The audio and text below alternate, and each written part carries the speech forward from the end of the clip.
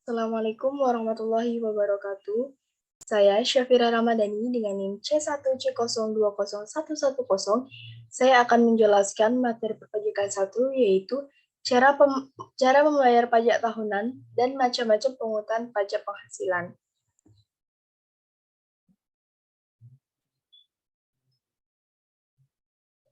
Materi pembahasannya yang pertama itu cara membayar pajak tahun berjalan, dan yang kedua macam-macam pemungutan pajak penghasilan. Pelunasan pajak tahun berjalan. Berdasarkan sifat pembayarannya, ditinjau dari administrasi pemungutan pajak, pajak penghasilan merupakan pajak langsung, yaitu suatu jenis pajak yang pemungutannya dilakukan secara periodik atau berkala, yaitu setahun sekali.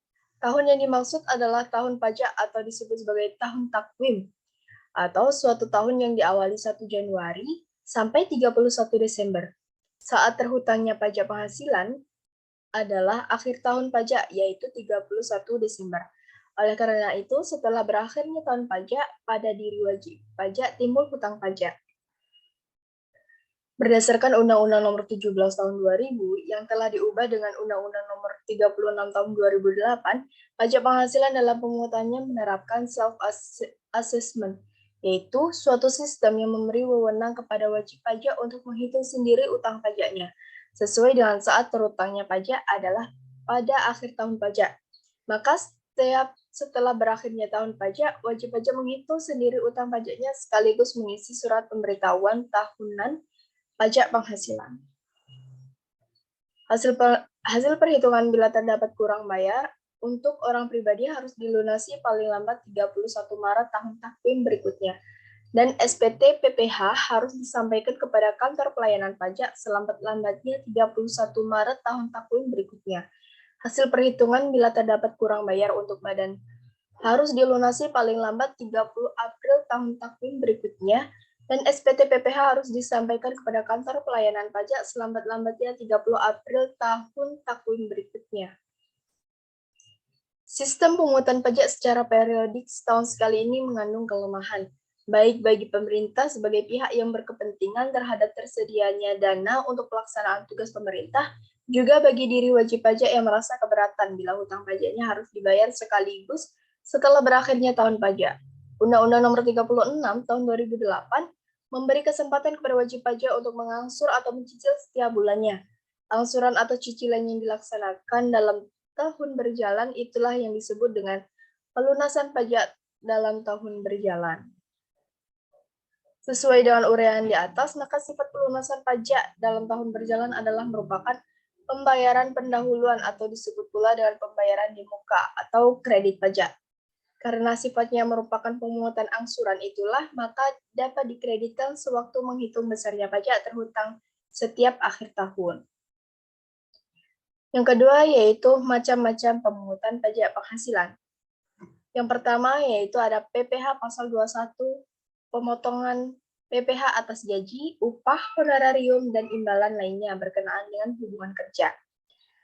Yang kedua, PPh pasal 22, kewajiban pembayaran pajak oleh importir sewaktu melakukan impor barang. Yang pertama, menggunakan angka pengenal impor atau API dengan tarif 2,5% dikalikan dengan nilai impor. Lalu tanpa API dengan tarif 7,5% dikalikan dengan nilai impor. Lalu yang ketiga yaitu PPh pasal 23, pemotongan pajak atas penghasilan yang berasal dari modal, penyerahan jasa, atau penyelenggaraan kegiatan selain yang dipotong PPh pasal 21. Yang pertama yaitu tarif 15% dikalikan dengan penghasilan bruto, yaitu untuk bunga, dividen, royalti, dan juga hadiah. Yang kedua, tarif 15% dikalikan dengan penghasilan itu untuk sewa dan penghasilan atas penggunaan harta imbalan sehubungan dengan jasa yang diberikan tersebut. Yang keempat, yaitu PPh pasal 24, pembayaran pajak atas penghasilan di luar negeri atas penghasilan yang diterima atau diperoleh atas usaha di luar negeri yang dapat dikreditkan atau dikurangkan terhadap pajak yang terhutang di dalam negeri untuk menghindari pajak yang berganda.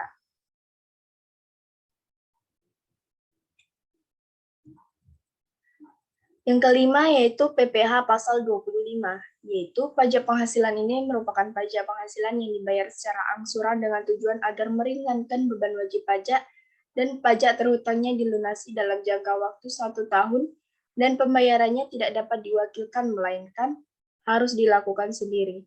Yang keenam yaitu PPh pasal 26. Pajak penghasilan untuk wajib pajak luar negeri atas penghasilan berupa dividen, bunga royalti, bunga simpanan, dan lain-lain yang diterimanya, yaitu tarif 20% dikalikan dengan penghasilan bruto. Yang ketujuh, pemotongan pajak atas penghasilan kantor pusat dari usaha atau kegiatan.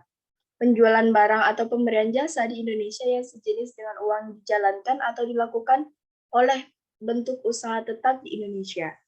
Yang kedelapan, pemotongan atas penghasilan yang diterima atau diperoleh kantor pusat, sepanjang terdapat hubungan efektif antara bentuk usaha tetap dengan harta atau kegiatan yang memberikan penghasilan yang dimaksudkan. Terima kasih, sekian presentasi dari saya. Jika ada kurang, saya mohon maaf. Saya akhiri. Wassalamualaikum warahmatullahi wabarakatuh.